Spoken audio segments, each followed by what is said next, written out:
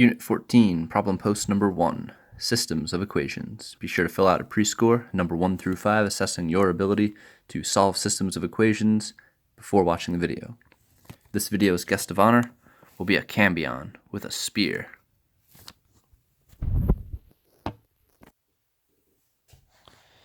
Alright, so number 1, we want to verify that the point 2, negative 3 is a solution to the system. So to verify if a point is a solution, we want to take this point, which is composed of an x coordinate and a y coordinate, substitute the x in for x and the y in for y, and make sure that it makes both of these equations true. So to start out, I'll use this first equation, y equals 4x minus 11. I'll use negative 3 for the y, and then I'll substitute a 2 for the x. Simplifying this, we can see that negative 3 is equal to 8 minus 11, and 8 minus 11 is negative 3. So this works out, and it works. We now need to check the other one and make sure that one works too. So we'll do negative 3 is equal to negative 3 times 2 plus 3. From here, negative 3 times 2 is negative 6, and negative 6 plus 3 is negative 3. So in both cases, we made a true equation that verifies that the point 2, negative 3 is a solution. In number 2, we want to determine if 9, negative 17 is a solution to the system, and if it is, explain why. So we're going to use the same method that we did in number 1. We're going to take this xy coordinate and substitute it in for x and y in these two equations.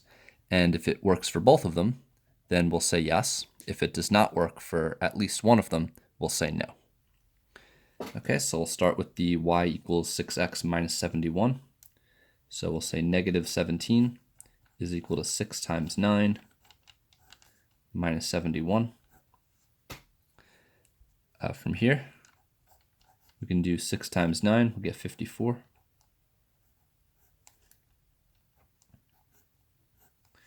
And 54 minus 71, I'm pretty sure that's negative 17, but let's make sure. So we'll do 54 minus 71. Negative 17, yes. So that works out. And we're halfway there. Let's check the other equation, y equals 10x plus 24. So negative 17 is equal to 10 times 9 plus 24.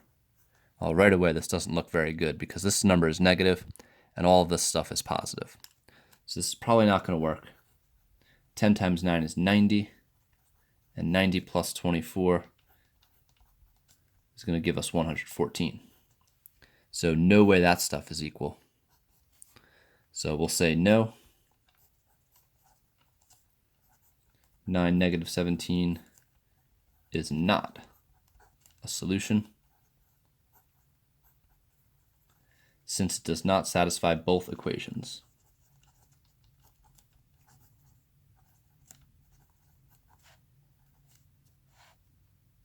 It does not satisfy both equations.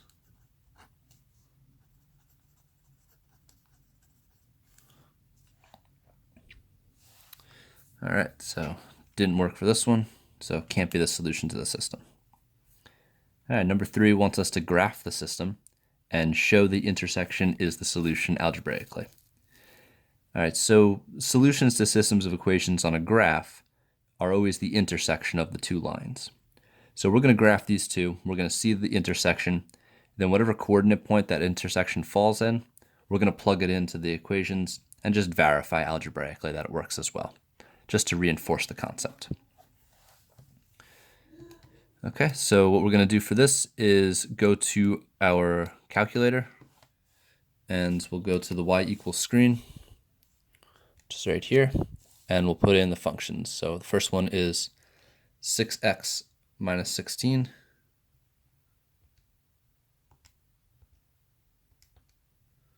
I'm pretty sure I changed these. And I don't feel like making the video again, so I'm probably just going to erase it Yeah, I did change these. All right, we're going to change these up.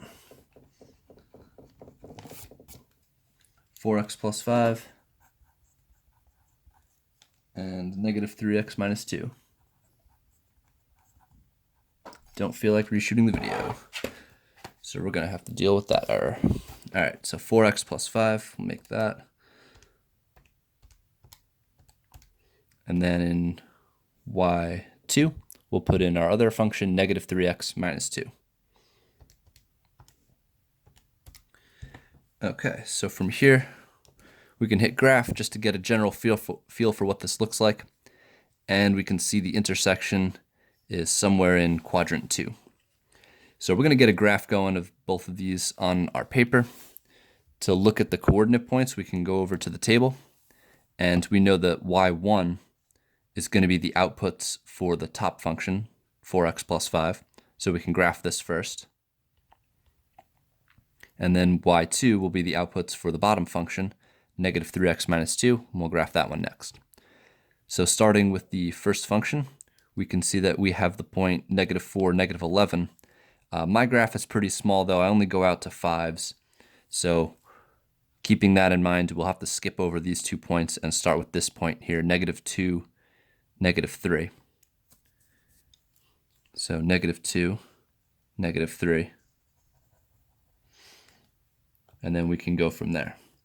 We also have negative 1, 1, and 0, 5. Oh, my tape is there.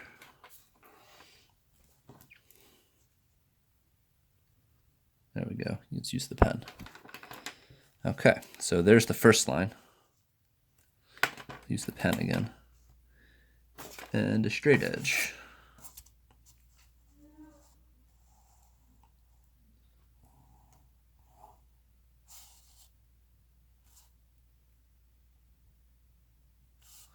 Okay, once we have the equation, or once we have the line, we want to write the equation of that line. So this one is y equals 4x plus 5.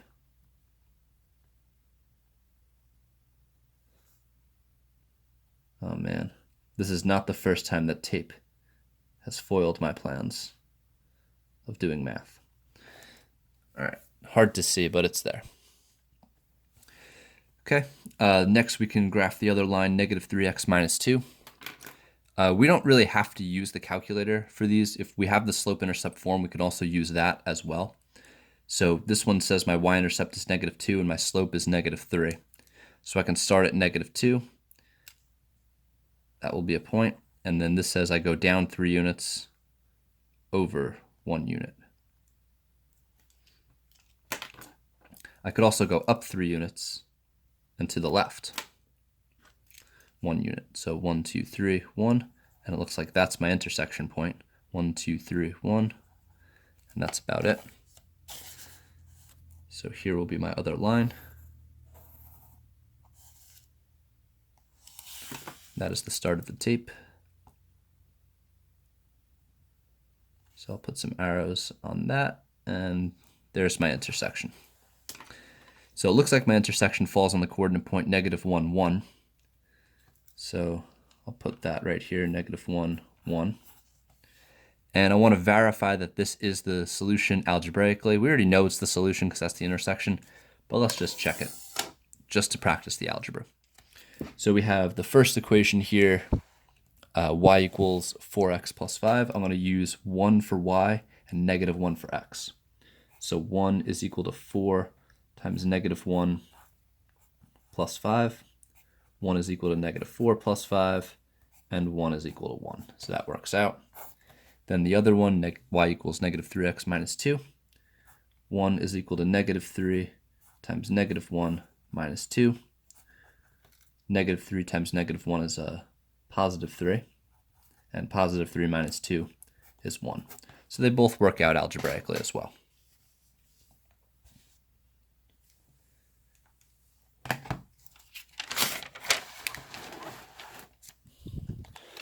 All right, we got a word problem here. We got 2 companies that are competing for our business for ice cream. Consider the 2 ice cream companies Good Humor and Lickety Split. Good Humor is going to offer us $5 for an ice cream cone and 25 cents for each topping that we want to put on our ice cream. Lickety Split, on the other hand, will offer a deal that's $3 for a cone, but 50 cents for every single topping. And we want to know what is the most amount of toppings that we can get for this Lickety Split ice cream for it to be a better deal than Good Humor. Because eventually, since Good Humor's toppings are cheaper, if we get a whole bunch of toppings, Good Humor would be the better deal. But if we don't get a lot of toppings, Lickety Split would be the better deal. Okay, so what we want to do here is come up with a couple of linear equations to model the Good Humor ice cream and the Lickety Split ice cream. So let's start out with Good Humor.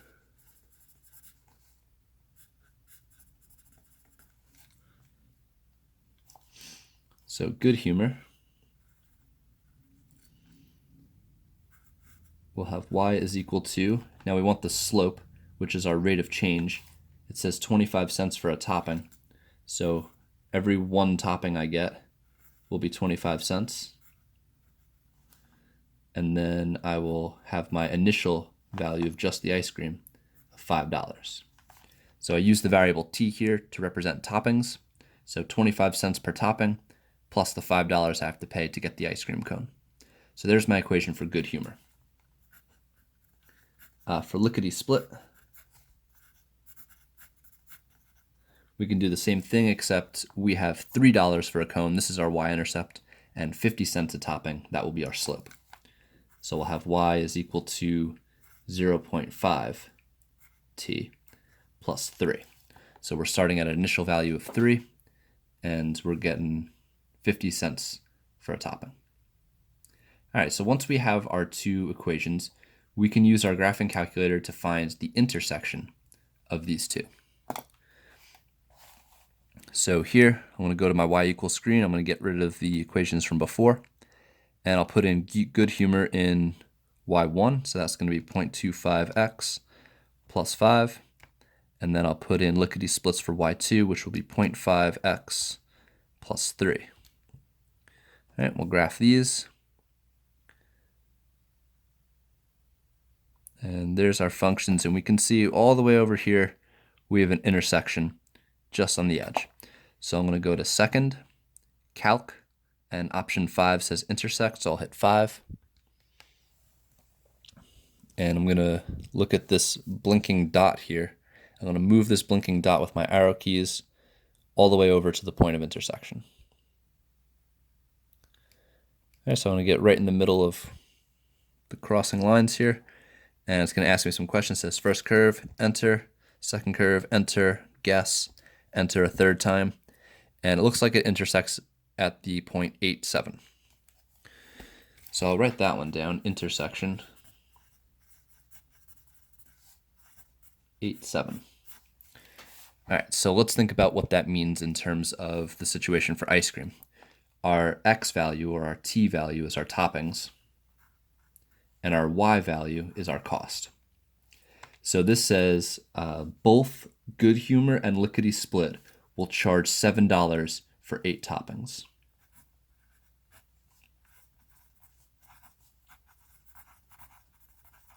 All right, they both charge $7 for 8 toppings. So if I were to go for Lickety Split and get 6 toppings, then that would be 50 cents cheaper. So I would only be paying $6.50. But if I were to go to Good Humor and only get 7 toppings, that would be only 25 cents cheaper. So that would be $6.75. So since this is the spot where they are the same price, I know I want to go one less toppings than this for Lickety Split, so that way I would get a cheaper price. We can also look at this on our table as well. So if we go to table, we're going to get into the positives because that is where our domains make sense. So this is the number of toppings, the x-axis, or the x values, and y1 is going to be Good Humor's prices, and y2 is Lickety Split's prices. So it looks like Good Humor is more expensive because 5 is greater than 3, all the way up until 6. 6.5 is greater than 6.